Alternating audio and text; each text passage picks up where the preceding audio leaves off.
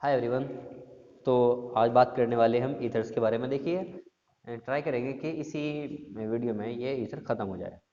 ठीक है, सबसे पहले बात करते हैं ईथर होते क्या है। Ether are the class of compound which contain oxygen atom. Okay, ठीक है, विच कंटेन ऑक्सीजन एटम। ठीक है, बॉन्डेड टू टू एल्किल या फिर two aryl group, two alkyl या फिर टू एरिल ग्रुप। ठीक है, अभी दो टाइप के होते हैं, एक तो सिंपल ईथर है ना। ये सिंपल होते हैं, इधर होते हैं, इनको हम सिमेट्रिकल भी बोलते हैं, इनको हम सिमेट्रिकल भी बोलते हैं। इस तरह का कुछ टाइप इथर का होगा। दो तरह के होंगे, सिंपल या सिमेट्रिकल। इसमें क्या होंगे, जो दो आर ग्रुप होंगे ना, ये वाले वो सेम होंगे, वो सेम होंगे। जैसे कि ये हो गया आपका एग्जाम्पल CH3 ओ CH3, ओके, या फिर C2H5 और C2H5। दूसरा टाइप होगा इनका, वो होगा आपका मिक्स्ड ईथर, मिक्स्ड ईथर या फिर अनसिमेट्रिकल ईथर, अनसिमेट्रिकल ईथर्स। इनमें जो ये आर ग्रुप होंगे, ठीक है, वो अलग अलग होंगे, वो डिफरेंट होंगे। जैसे कि हम इन एग्जांपल लेते हैं CH3 और C2H5। अब देख रहे होंगे ये ग्रुप अलग है, ये ग्रुप अलग है, ये क्या आ गया, मिक्स चित्र में आ गया। ओके, और देखिएगा, सपोज करो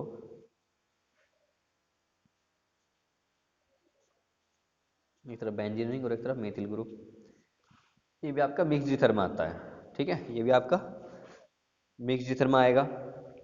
ओके, इनका जनरल फॉर्मूला क्या होता है, इनका जनरल फॉर्मूला होता है आपका CnH2n+2 और O। देख लीजिए,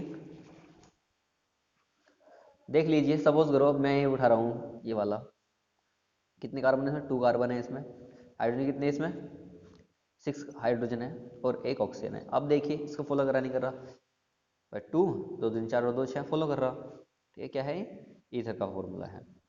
ठीक है, उसके बाद हम बात करेंगे इनकी आइसोमेरिज्म की और इनके नोमेनक्लेचर की। ओके, आइसोमेरिज्म और नोमेनक्लेचर। सबसे पहले बात तो हम कॉमन नेम की बात करते हैं। कॉमन नेम, एग्जाम्पल के थ्रू समझेंगे। CH3O CH3, ये भी मिथिल है, हमको सिंपली बोलते हैं di methyl ether, di methyl ether. या फिर हमारे पास ये आ जाता है, ई पहला आता है अल्फाबेट में, तो उसको लिखते हैं हम एथिल मैथिल, फिर इस ग्रुप का नाम ईथर। ये कॉमन नेम में आ गया इसके, ठीक, कोई प्रॉब्लम नहीं है इसमें।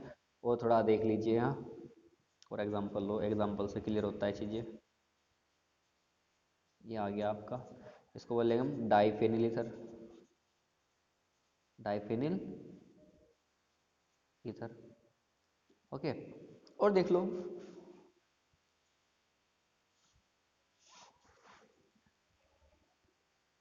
CH3 CH3 और ये बेंजीन, क्या नाम होगा उसका, आइसोप्रोपिल। ये इसका ग्रुप का नाम आइसोप्रोपिल है ना, आइसोप्रोपिल फेनिल, फेनिल और ईथर। ठीक है, लेकिन what about IUPAC name, IUPAC name लिखेंगे हम, IUPAC सिस्टम।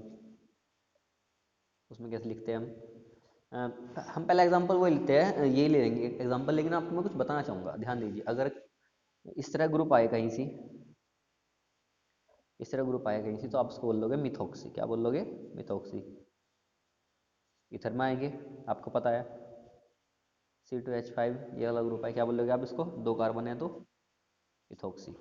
ऐसे ही 3 कार्बन है तो प्रोपॉक्सी, 4 कार्बन है तो बीटॉक्सी। ठीक है, यहाँ से स्टार्ट करते हैं हम।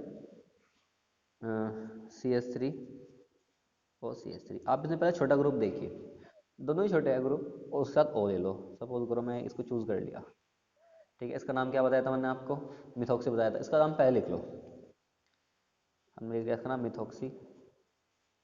कितने कार्बन है फिर मेरे पास, 1 कार्बन है तो methoxy methane, methoxy methane. Okay, दूसरा देखिएगा, C2H5 OCH3, वही जो छोटे वाला ग्रुप है कार्बन का, आप उसको सर्कल कर लीजिए, उसको चूज कर लीजिए, जरूरी सर्कल करना ही है होता है। ठीक है, इसका नाम क्या है आपका, मिथॉक्सी। ठीक है, कितने कार्बन बचे, 2, तो इसका नाम होगा methoxy ethane. Okay, methoxy ethane. और भी बहुत सारे नाम है, हम करेंगे। और यहाँ पे एग्जाम्पल देखो, C2H5O। ओके, और CH ले लो यहाँ पे, और ठीक है। देखो, अब में हम क्या करते हैं, इसको सर्कल कर लिया, क्योंकि इस तो एथोक्सी हमारा पक्का है, छोटा ग्रुप है, 2 कार्बन वाला, 3 कार्बन वाला। यहाँ पे नंबर कर लो, 1 2 3। अब हम देखेंगे, है तो इथोक्सी, ठीक है, अच्छी बात है, इथोक्सी है, लेकिन कौन सी पोजीशन पे, 2 पोजीशन पे, तो 2 इथोक्सी। क्या कार्बन बचे मेरे पास, 3 कार्बन बचे, तो 2 इथोक्सी प्रोपेन। ओके, ऐसे ही हम एक एग्जांपल और लेंगे, देखिएगा, छोटा सा एग्जांपल ले लो, CH3O CH CH2 CH3, और यहाँ पे आप लिख दो CH3, लिख दो, कोई बात नहीं, छोटा ग्रुप है, ऑब्वियसली इसको हम सर्कल कर देंगे। ओके, नंबरिंग करेंगे, कहाँ से, यहाँ से, यहाँ से, ध्यान दो, यहाँ से 1 2 पे पास पड़ रहा, 1 2 3 पे पड़ रहा, तो हम नंबरिंग यहाँ से करेंगे। ये देखो, ये हम as a side chain use कर रहे हैं इसको हम, 1 2 3 और 4। ठीक है, तो क्या नाम लिखोगे आप इसका, 2 मिथॉक्सी। कितने कार्बन है, 4 कार्बन है, लेकिन अ, तो कोई बात नहीं, 2 मिथॉक्सी ब्यूटेन, उसमें और कुछ था नहीं। ठीक है, हमने वो लिखा भी नहीं। ओके, आगे बढ़ते हैं आइसोमेरिज्म की तरफ। आइसोमेरिज्म,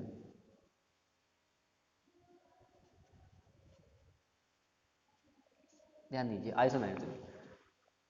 देखिए, आइसोमेरिज्म सबको पता होगी कि compounds which have same functional group but having different structure with respect to function, with respect to carbon chain. ठीक है, इस तरीके से।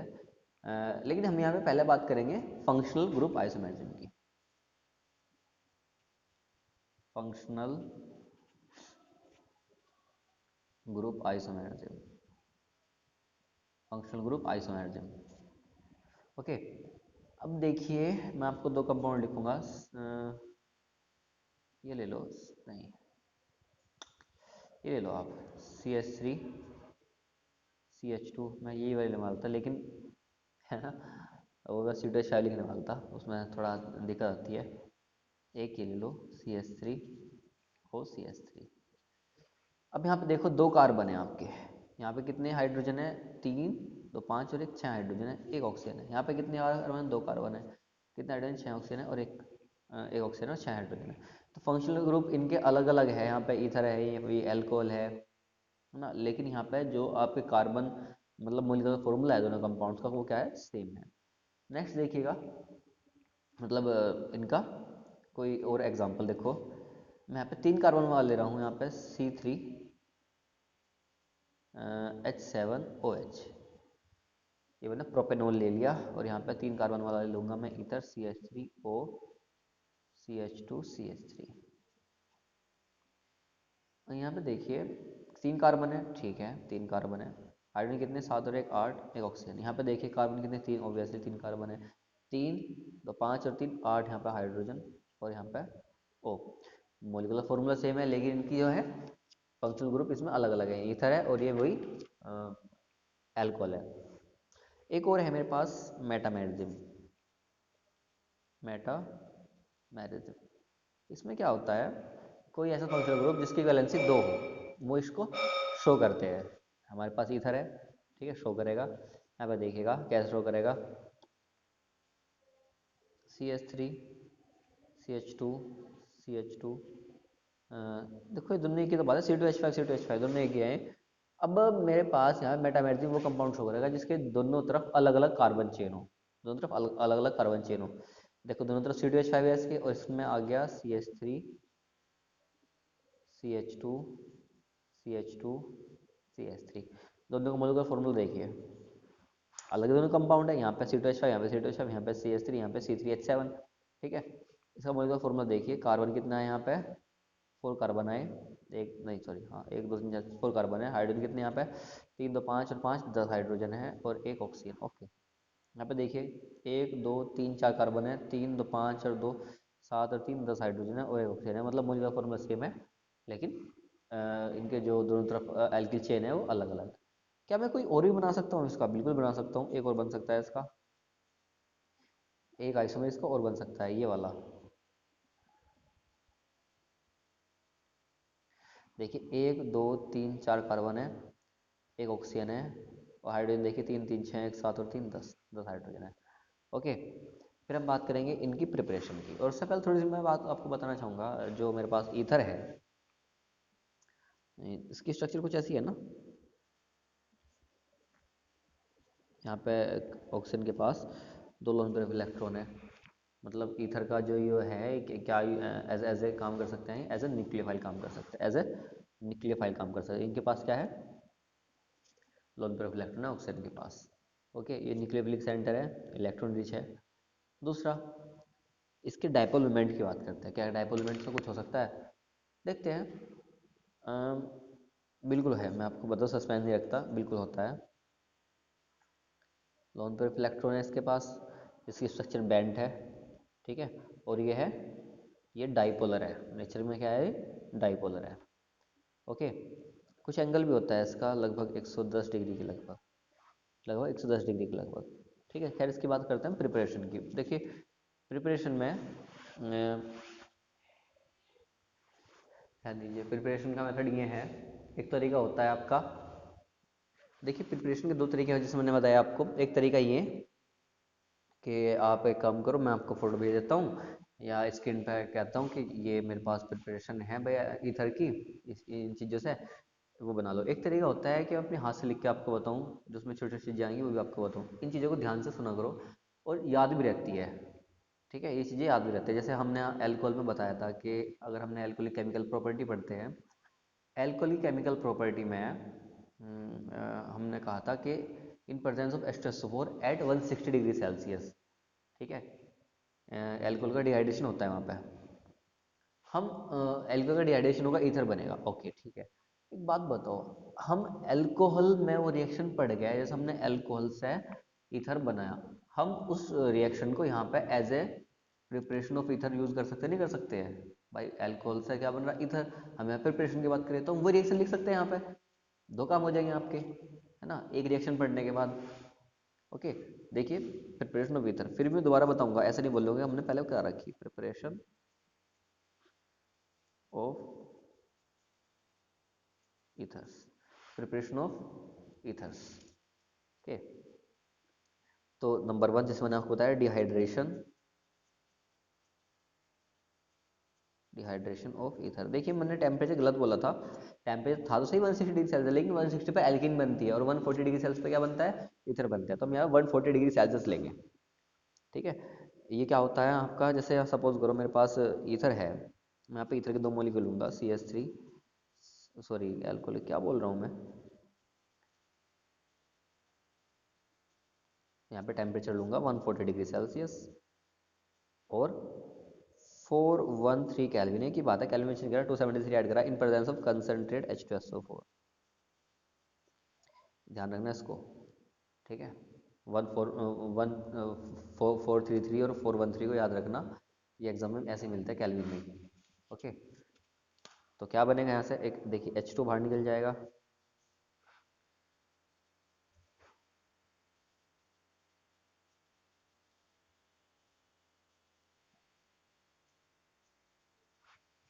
H2 बाहर निकल जाएगा, ये हमारे पास ईथर है, कौन सा ईथर है, ये डाई एथिल ईथर है, कौन सा है मेरे पास, diethyl ether. Okay, mechanism आपकी इसकी होगी थी पहले ही, ठीक है, मैकेनिज्म आप पहले से करोगे। ठीक है, एक और होता है, हम ऐसा नहीं है कि हम यहाँ पे कंसंट्रेट H2SO4 का यूज़ कर सकते हैं। हमने ये अगर ईथर लिए, सॉरी एल्कोहल लिए, मैं 2 मॉलिक्यूल ले रहा हूँ यहाँ पे एल्कोहल के, इस तरीके से CH3CH2OH, और यहाँ पे हमने Al2O3 लिया, तब भी मेरे पास ईथर बन सकते हैं। लेकिन चेंज क्या करना पड़ेगा मुझे, यहाँ पे चेंज करना पड़ेगा टेम्परेचर, यहाँ पे करना पड़ेगा मुझे 523 केल्विन, लगभग 250 डिग्री सेल्सियस के लगभग। ये तो कोई बात नहीं, ईथर ही बनेगा मेरे पास। CH3CH2O और CH2CH3, और डिहाइड्रेशन तो हो गया होगा, मतलब वाटर का एलिमिनेशन होगा। ओके, नेक्स्ट देखते हैं। सेकंड मेथड है और one of the most important method है विलियमसन सिंथेसिस। ध्यान दीजिए, विलियमसन सिंथेसिस, विलियमसन सिंथेसिस जो है आपका नेम रिएक्शन भी आ सकता है, और इससे साल दर साल क्वेश्चन तो पूछे जाते हैं। ठीक है, विलियमसन सिंथेसिस।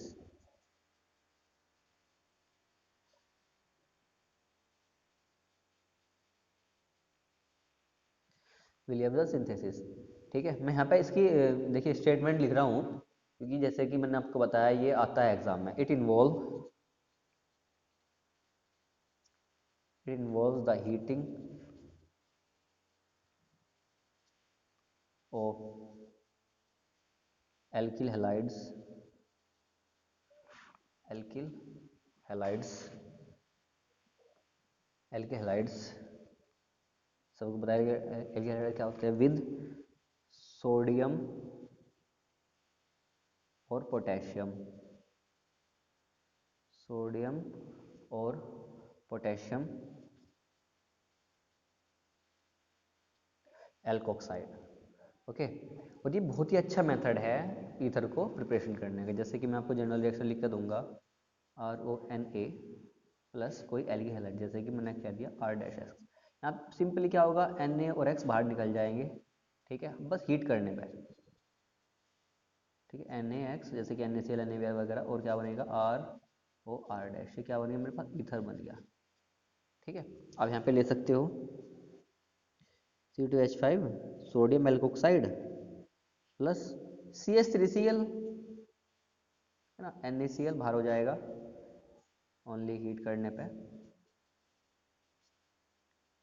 और यहाँ पे क्या बनेगा आपका C2H5O CH3, C2H5O CH3। अब यहाँ पे कुछ लिख दो BrClI, ठीक है।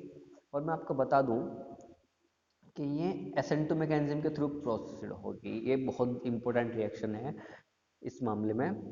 देखिए, जिससे आप सपोज करो ऑब्जेक्टिव क्वेश्चन आ गया, तो वहाँ पे उसने पूछा कि विलियमसन सिंथेसिस कौन सी मैकेनिज्म के थ्रू प्रोसेस होती है। SN1 ऑप्शन आया, SN2 ऑप्शन आया, है ना। तो आप क्या लिखोगे वहाँ पे, SN2, SN2। ओके, नेक्स्ट है मेरे पास, एरोमेटिक की। ध्यान दीजिए, हमने यहाँ पे कि RONA तो लिखा, यहाँ पे हम ऐसे लिख सकते हैं, ONA है, यहाँ पे R हम बेंजीन सोडियम फिनॉक्साइड, ठीक है, और वही साथ में CH3Br वगैरह या CH3Cl कुछ भी ले लो, ठीक है, बन सकता है भाई। और ध्यान दो, ये भी SN2 मैकेनिज्म के थ्रू प्रोसेस होगी। NaBr बाहर हो जाएगा, जैसे आपको बताया गया, ये वाला Na और ये वाला Br, क्या बनेगा आप,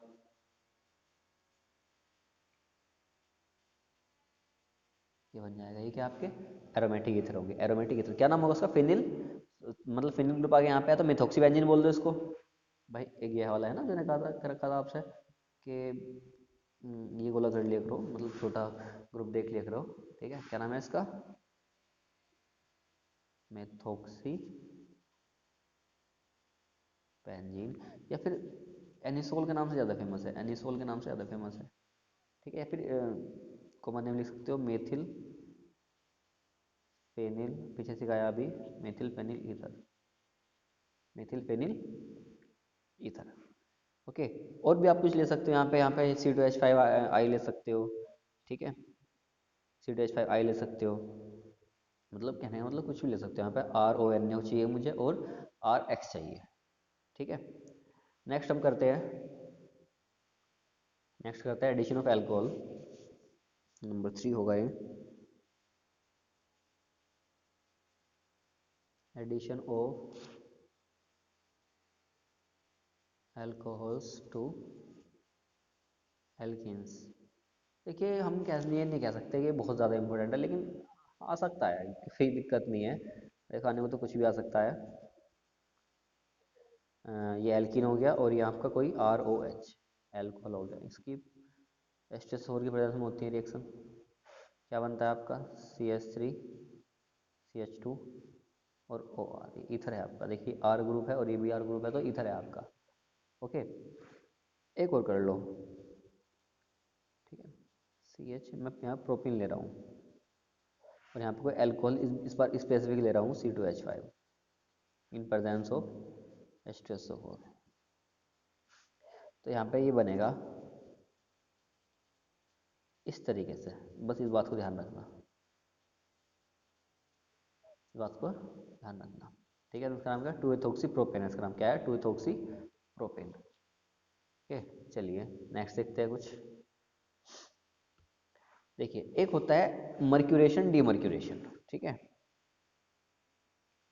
कर लीजिए आप उसको, कोई दिक्कत नहीं। एल्कोक्सी मर्क्यूरेशन और डीमर्क्यूरेशन, इसके आपको जनरल रिएक्शन कराऊंगा। ये भी एल्कीन से ही होता है, एल्कीन से ही होता है। यहाँ पे हम कोई अल्कोहल लेंगे और यहाँ पे मर्क्यूरिक ट्राईफ्लोराइड एसीटेट लेंगे। यहाँ पे देखिए, आपके नया है थोड़ा, अगर याद कर लोगे ज़्यादा बेटर रहेगा। CCF3, हमने कुछ नहीं, जैसे हमारे पास था CH3COO होता ना, वही वो यही तो है। देखिए, CH3COO नेगेटिव, बस यहाँ पे H की जगह हमारे पास क्या है, F है। तो नाम क्या होगा इसका, मर्क्यूरिक ट्राईफ्लोरो एसीटेट। ठीक है, थोड़ी आगे तक जाएगी रिएक्शन, मैं पेज को टर्न करूँगा।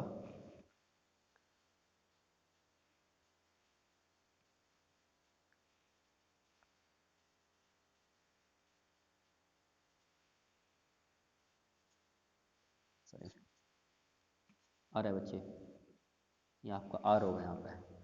ठीक है, आगे तक मैंने कहा था आगे तक जाएगी रिएक्शन, फिर इसका हम कराएंगे रिडक्शन। ये कोई इंटरमीडिएट बनाया बीच में, इसका हम कराएंगे रिडक्शन। किससे, बहुत अच्छा है, सोडियम बोरोहाइड्राइड NaBH4। ये क्या करेगा आपका, ये आपको ईथर बना देगा। ठीक है, ये क्या हुआ हमारे पास, रिडक्शन हुआ। ये कुछ प्रिपरेशन है, इनमें सबसे जरूरी जो है वो विलियमसन सिंथेसिस ही है। ओके, फिर हम बात करते हैं इनकी कुछ कैरेक्टरिस्टिक्स की, जैसे कि फिजिकल प्रॉपर्टी होगी, है ना। Physical property, physical properties of ethers, है ना। इसके बाद केमिकल की बात करेंगे। ठीक है, अगर मैं आपको ऐसे बोल दूँ ज़्यादा बेटर रहेगा, हमारे पास टाइम ही बचेगा। देखो, डाई मिथिल ईथर है और एथिल मिथिल ईथर है, मतलब कि di methyl ether and ethyl methyl ether, ये क्या है, गैसेस है। ये क्या है आपके, गैसेस है, और गैसेस। जो ऑल अदर है, मतलब इनसे आगे के ईथर जो है, वो सारे कैसे है, कलरलेस लिक्विड है। ठीक है, कलरलेस लिक्विड है विद कैरेक्टरिस्टिक ऑर्डर। ठीक है, विद कैरेक्टरिस्टिक ऑर्डर। एक E3 से इनमें स्मेल आती है सब में, इनको छोड़कर, क्योंकि ये तो गैसेस है। ठीक है, दूसरी सबसे जरूरी बात, they are lighter than water, they are lighter than water, they are lighter than water. ठीक है, देखिए आज आपके पास वो आया होगा, कन्वर्जन आए होंगे, उन्हें कर लीजिएगा, बहुत अच्छे कन्वर्जन है, उम्मीद करते हैं आ जाएंगे। ठीक है, they are sparingly soluble in water. ठीक है, they are sparingly soluble in water. Next है आपका, they are sparingly soluble in water, they are sparingly soluble in water. ठीक है, लेकिन ये ऑर्गेनिक सॉल्वेंट में बहुत तेज़ी से सोल्यूबल हो जाता है, बट रेडली, इसके बाद को लिख देता हूँ मैं, but readily soluble in organic solvent, but readily soluble in organic solvent. देखिए, पानी में स्प्रिंगली सोल्यूबल होंगे, और इनके जो जैसे जैसे इनका मोलिकुलर मास बढ़ेगा ईथर्स का, वैसे वैसे इनकी सोल्यूबिलिटी घटेगी। ओके, वो भी सोल्यूबल होते क्यों है मैं आपको बताऊंगा, due to presence of hydrogen bonding. Due to hydrogen bonding. मैं यहाँ पे बना के दिखा रहा हूँ आपको। ईथर है आपका कोई, हम जनरली ऐसे दिखाते हैं, ये तो वाटर है ही, और ये ऐसे कर लीजिए ROR। देखिए बीच में क्या होगा, इनकी हाइड्रोजन बॉन्डिंग होगी इस तरीके से, क्या आपकी हाइड्रोजन बॉन्डिंग है।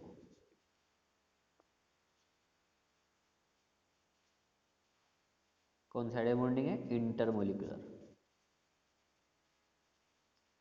Intermolecular hydrogen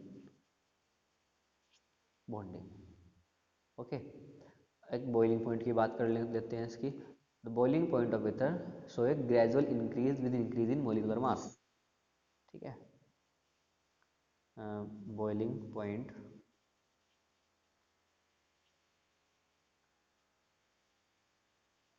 of ethers increases with increase molecular mass, with increase molecular mass। Okay, हमें ईथर की बात करती है हमने। ठीक है, जो लोअर ईथर होंगे, सबसे ज़रूरी बात, देखिए हम वैसे यूज़ में लानी थी बात, लेकिन हम यही कर रहे हो, चाहे वो नंबर 4 था। जो लोअर ईथर्स है इनको हम एज एनेस्थेटिक यूज़ कर सकते हैं।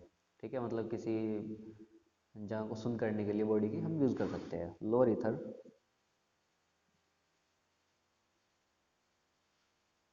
Act as anaesthetic, aesthetics. ठीक है, एनेस्थेटिक्स, एक गलत होगी spelling, sorry, anaesthetics. Okay, NAE, थोड़ी गलत होगी स्पेलिंग जल्दी जल्दी में, एनेस्थेटिक्स, एनेस्थेटिक्स। लेकिन अब जो मार्केट है हमारे पास, इससे बेटर एनेस्थेटिक मार्केट में अवेलेबल है। नेक्स्ट देखते हैं, केमिकल प्रॉपर्टीज। केमिकल प्रॉपर्टी में सबसे पहले हम देखेंगे हेलोजिनेशंस, हेलोजिनेशन।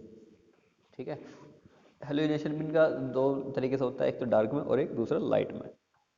देखेंगे क्या कैसे कैसे बनता है लाइट में और डार्क में इनका हेलोजिनेशन करने का। सबसे पहले मैं ले रहा हूँ डाई एथिल ईथर।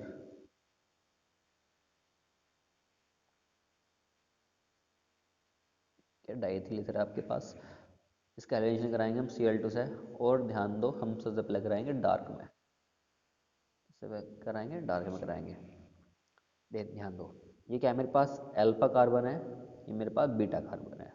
मेरे पास दोनों अल्फा कार्बन से जो हाइड्रोजन है वो रिप्लेस हो जाएंगे Cl से। कैसे, देखो, देखिए ऐसा नहीं होगा दोनों एक साथ होंगे, दोनों एक साथ होंगे, पहले ये होगा या फिर ये होगा और फिर बाद में ये होगा, लेकिन मैं दोनों को एक साथ लिखूंगा कुछ इस तरीके से। ठीक है, क्या नाम होगा इसका, मैं इसको नाम दे रहा हूँ यहाँ पे अल्फा डैश लिख लो, यहाँ पे अल्फा लिख लो, एल कुछ को लिख लो, नाम होगा इसका alpha, alpha dash die chloro die ethyl ether, die chloro die ethyl ether. ठीक है, लाइट में देखते हैं कैसी इफेक्ट, कैसा इफेक्ट होगा इनके पास लाइट में। ठीक है, ऐसे लिख लो यहाँ पे इन डार्क, यहाँ पे लिख लो इन लाइट।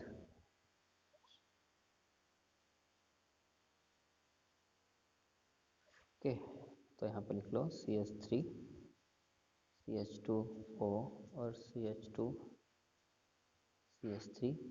वही मेरे पास Cl2, और इस बार हमारे पास क्या है, लाइट है। इस बार जितने भी मेरे पास हाइड्रोजन है ये किससे रिप्लेस हो जाएंगे, मेरे पास Cl से रिप्लेस हो जाएंगे। मैं यहाँ पे 10 Cl पहले लिख दिए, और मेरे पास यहाँ पे इतनी HCl बाहर निकलेंगे, मतलब 10 HCl। ओके, चलिए, CCl3 CCl2 CCl2 CCl3, इसका नाम होगा पर क्लोरो, पर क्लोरो डाईएथिल, पर क्लोरो डाईएथिल ईथर, पर क्लोरो डाईएथिल ईथर। नेक्स्ट देखते हैं हाइड्रोलाइसिस देखिए अलग है, ये यहाँ तक फिजिकल प्रॉपर्टी है, यहाँ तक केमिकल प्रॉपर्टी हुई सेकंड स्टार्ट। पास है हाइड्रोलाइसिस, एल्कोहल बनते देखो हाइड्रोलाइसिस से। हाइड्रोलाइसिस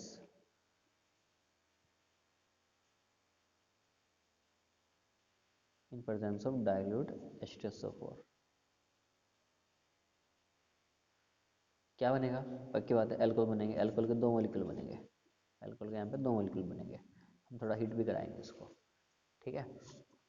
जैसे कि यहाँ पे मैं ये लिख रहा हूँ, जैसे हम यहाँ पे लिखते हैं C2H5 है ना, C2H5 और C2H5 plus hydrolysis dilute H2SO4 heat कराएंगे इसको, और हम क्या मिलेंगे मुझे? दो मॉलिक्यूल मिलेंगे C2H5OH के, C2H5OH के। और ये वाली नेक्स्ट सेक्शन बहुत ज़्यादा इंपॉर्टेंट है, मैं ये कह सकता हूँ आपसे। थर्ड है ना है, इसमें लिखिएगा action of hydro iodic acid या HI, एक्शन ऑफ HI। ये बहुत ज़्यादा इंपॉर्टेंट है HI के साथ। अब मान के चलिए लगभग हर साल आ जाती है, ठीक है। इसकी कुछ कंडीशंस भी होगी, आपको कंडीशन ध्यान में रखनी है, ठीक है।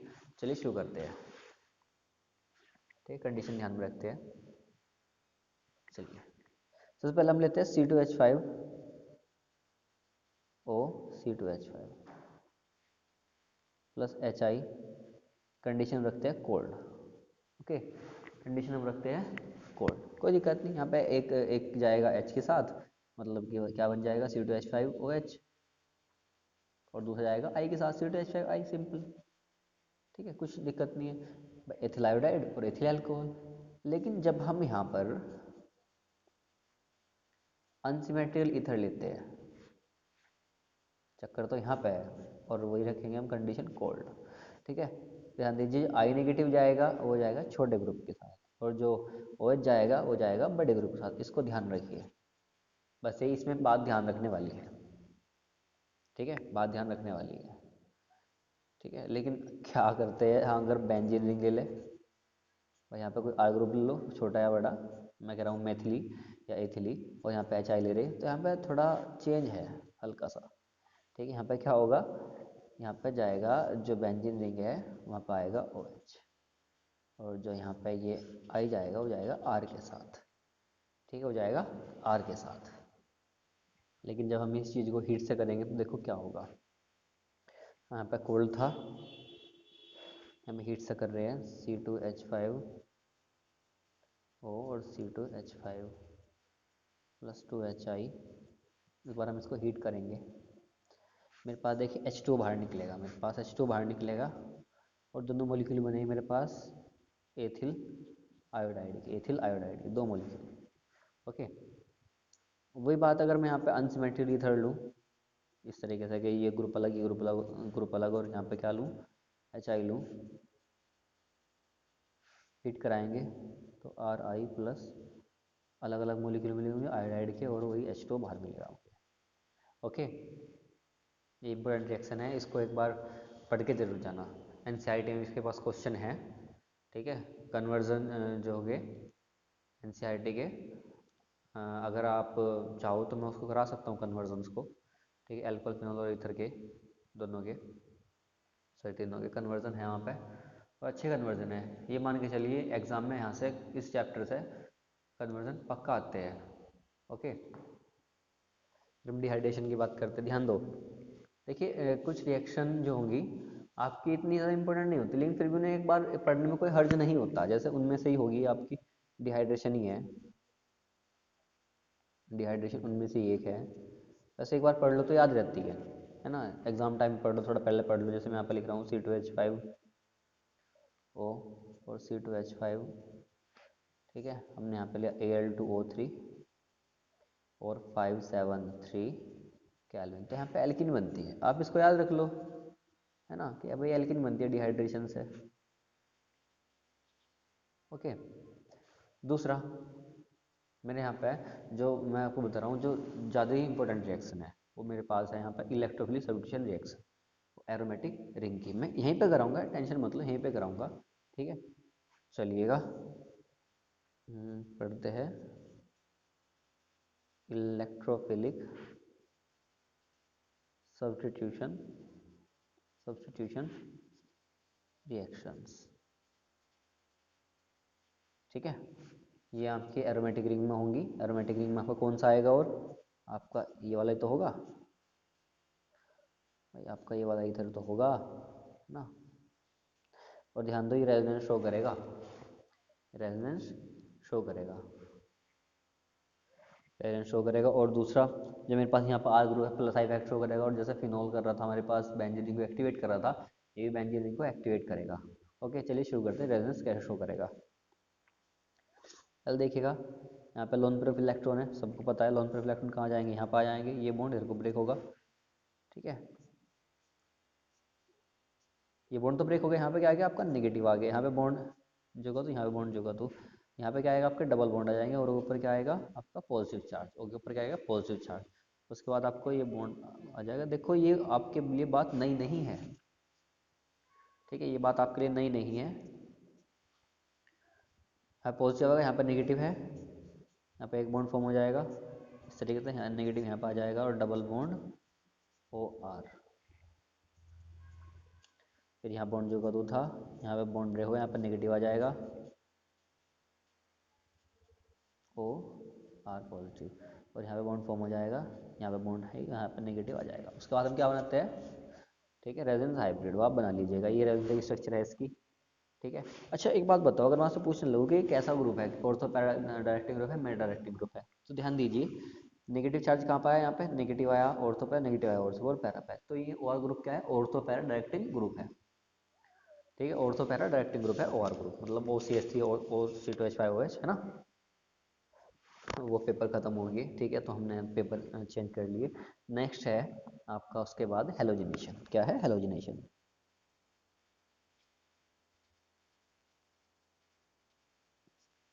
हेलोजिनेशन, ठीक है, इसमें वही लेंगे हम, एनिसोल लेंगे। मैंने आपसे कहा था ना कि एनिसोल जो है बहुत ज़्यादा इंपॉर्टेंट है, एनिसोल लेंगे। इसे रिएक्शन कराते हैं, सपोज करो मैं यहाँ पर दो Br लूंगा, एक तो Br लूंगा मैं एसिटिक एसिड में और Br लूंगा CS2 में। देखिए सबसे पहले Br2 ले रहा हूँ मैं यहाँ पे कार्बन डाइसल्फाइड में, कार्बन डाइसल्फाइड में, तो ऑब्वियसली मेरे पास एक बार ऑर्थो पोजीशन पाएगा और एक बार पैरा पोजीशन पाएगा Br, इसमें कोई तो दो राय है नहीं। सॉरी क्या लिख रहा हूँ मैं, बार असल में मुझे फिनोल याद आ रहा है, क्योंकि फिनोल की इस तरह की रिएक्शन बहुत इंपॉर्टेंट है। ध्यान दीजिए, फिनोल की CS2 में और ब्रोमीन वाटर में बहुत ज़्यादा इंपॉर्टेंट रिएक्शन है, मान के चलिए आएगी, ये मान के चलिए आप सब कुछ आएगा। ये क्या है, पैरा ब्रोमो एनिसोल, नाम क्या होगा इसका, पैरा ब्रोमो एनिसोल, इसका नाम क्या होगा, इसका नाम क्या होगा ऑर्थोब्रोमो एनिसोल, है ना, इसका नाम क्या होगा ऑर्थोब्रोमो एनिसोल। ठीक है, लेकिन जब हम इसको इसी रिएक्शन को, सेम रिएक्शन है लेकिन Br2 के साथ में करा रहे और ले रहे इसको हम एसिटिक एसिड में, क्या मिल रहे एसिटिक CH3COOH में, तब क्या होगा OCH3 OCH3, तो जो मेरे पास पैरा प्रोडक्ट बनेगा वो लगभग लगभग यही बनेगा, मतलब ये 90% बनेगा, लगभग 90% बनेगा पैरा प्रोडक्ट। ऑर्थो प्रोडक्ट बन जाएगा 10%, लिख लीजिए इसको भी। लेकिन अगर सपोज करो यहाँ पर आ गया तो आप सिर्फ पैरा प्रोडक्ट बना दीजिए, कोई प्रॉब्लम नहीं होगी, क्योंकि मेजर यही है आपका। ठीक है, ये लगभग 10% बनेगा। ओके, नेक्स्ट हम बात करें नाइट्रेशन की। नाइट्रेशन, नाम देखो, नाम तो मैं नहीं लिखे इनके, परसेंटेज लिखी है, आपको नाम पता होना चाहिए, ऊपर लिख दिया है नाम। नाइट्रेशन कैसे होता है भाई, OCH3, ठीक है, plus concentrate HNO3 in presence of concentrate H2SO4, in concentrate H2SO4, क्या बनेगा OCH3।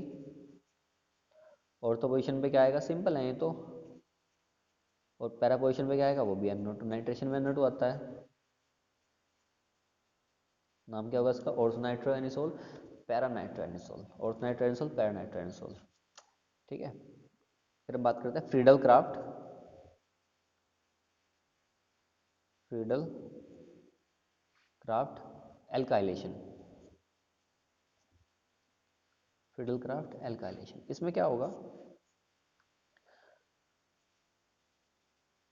देखिए एग्जाम में ऐसा क्वेश्चन आता है जो आप कर लो, एग्जाम में ऐसा क्वेश्चन कभी नहीं था जो आप ना कर पाओ, है ना। तो ध्यान से CH3Cl, बस आपको याद होना चाहिए, और AlCl3 होगा यहाँ पे एनहाइड्रस। ठीक है, यहाँ पे इनकमिंग ग्रुप क्या होता है, CH3। कहाँ के ऐड होगा, एक बार पैरा पे और एक बार ऑर्थो पे। ऐसे ही आप कर लीजिएगा यहाँ पर, ऐसे कर लीजिएगा आप यहाँ पे। एसाइलेशन, एसाइलेशन में हम क्या लेते हैं, एसिटिल क्लोराइड, एनिसोल लेंगे, और यहाँ पे क्या लेंगे, CH3COCl in presence of AlCl3। यहाँ पे इनकमिंग ग्रुप क्या होगा, ऑब्वियसली COCH3, ठीक है। लेकिन यहाँ पे एक ट्विस्ट है, यहाँ पे ट्विस्ट है, तो चलो मेजर बन जाएगा, मैं आपको बता दूँ, मैं यहाँ मेजर है, यहाँ पे एक ट्विस्ट यहाँ पे है।